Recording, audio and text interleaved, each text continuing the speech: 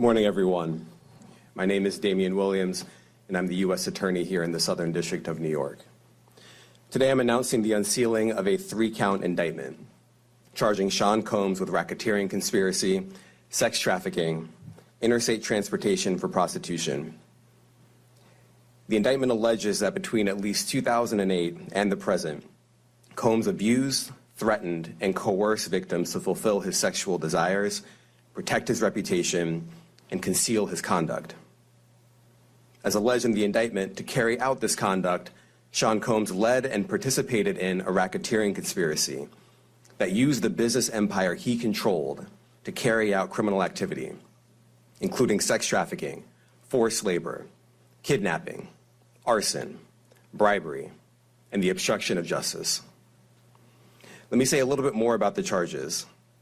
The indictment alleges that Combs abused and exploited women and other people for years, and in a variety of ways.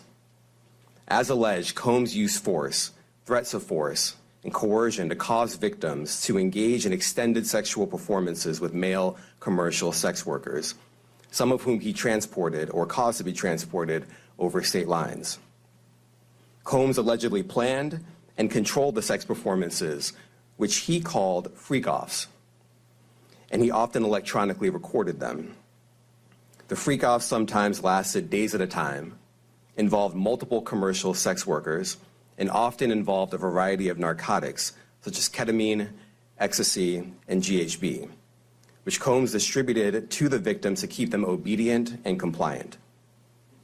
As alleged, when Combs didn't get his way, he was violent, and he subjected victims to physical, emotional, and verbal abuse so that they would participate in the freak-offs, and that Combs hit, kicked, threw objects at, and dragged victims, at times by their hair. On one occasion in March of 2016, that conduct was captured on video and later reported in the media. Specifically, Combs kicked, dragged, and threw a vase at a victim in a Los Angeles hotel when the victim was attempting to flee. As alleged, these assaults often resulted in injuries to the victims, which took days or weeks to heal. In addition to the violence, the indictment alleges that Combs threatened and coerced victims to get them to participate in the freak-offs. He used the embarrassing and sensitive recordings he made of the freak-offs as collateral against the victims. And the indictment alleges that he maintained control over the victims in several ways, including by giving them drugs, by giving and threatening to take away financial support or housing, by promising them career opportunities, by monitoring their whereabouts, and even by dictating their physical appearance. Because of all of this, the indictment alleges that the victims did not believe they could refuse Combs without risking their security or facing more abuse. The indictment also alleges other acts of violence undertaken by Combs and others, including violence against witnesses to his abuse, kidnapping, and arson. The indictment alleges that on more than one occasion, Combs carried or brandished firearms to intimidate and threaten victims and witnesses. Now, Combs did not do this all on his own. As I mentioned, Combs has been charged with RICO conspiracy. He used his business and employees of that business and other close associates to get his way. Those individuals allegedly included high-ranking supervisors in the business, personal assistants, security staff, and household staff. The indictment alleges that those individuals facilitated the freak-offs.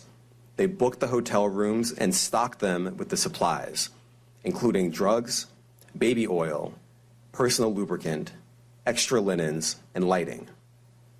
When the hotel rooms got damaged, they helped clean it up. They arranged for victims and commercial sex workers to travel for the freak-offs, and they delivered large quantities of cash to Combs to pay for the commercial sex workers.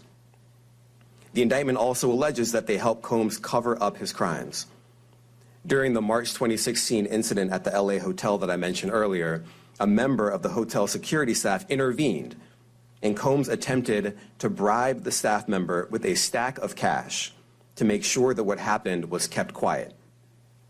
And as the indictment alleges, in late 2023, after public allegations were made about Combs' crimes, He and others pressured witnesses and victims to stay silent, including by making phone calls to witnesses and victims and giving them a false narrative of what they had experienced.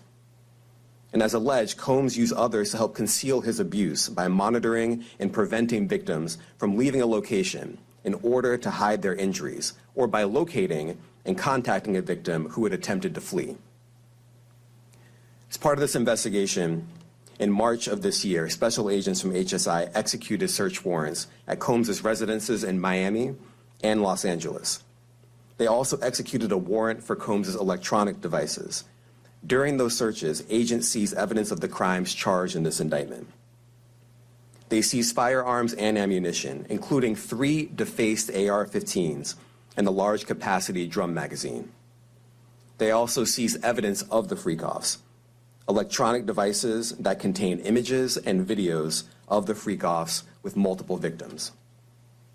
And they seized cases and cases of the kinds of personal lubricant and baby oil that Combs' staff allegedly used to stock hotel rooms for the freak-offs, more than 1,000 bottles altogether. Here are some of the items that we recovered during the searches.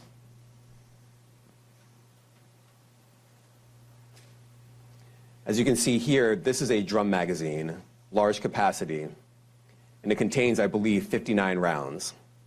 I mentioned as well we recovered 3 AR-15s. This is a close-up shot of one of the AR-15s, and you can see right here the serial number has been thoroughly defaced. Another picture of more ammunition and parts of 2 AR-15s right there. Now, I want to be clear about 2 things. First, this office is determined to investigate and prosecute anyone who engages in sex trafficking, no matter how powerful or wealthy or famous you may be. No one should doubt our commitment on that. A year ago, Sean Combs stood in Times Square and was handed a key to New York City. Today, he's been indicted and will face justice in the Southern District of New York. Second, we are not done. This investigation is ongoing, and I encourage anyone with information about this case to come forward and to do it quickly. Anyone with information can call 1-877-4-HSI-TIP. I want to express my deep appreciation for the victims and witnesses who have used their voices and helped bring this criminal conduct to light. We would not be here without them. I also want to thank the dedicated case agents on the HSI Trafficking in Person Squad in New York. They have been with us since day one and have worked tirelessly on this investigation. They will continue to be invaluable partners to us. I also want to thank the incredible agents and analysts from SCNY who have also provided tremendous assistance on this case. I'm deeply grateful for their continued work. And finally, I want to thank the outstanding career prosecutors from SCNY who are handling this case.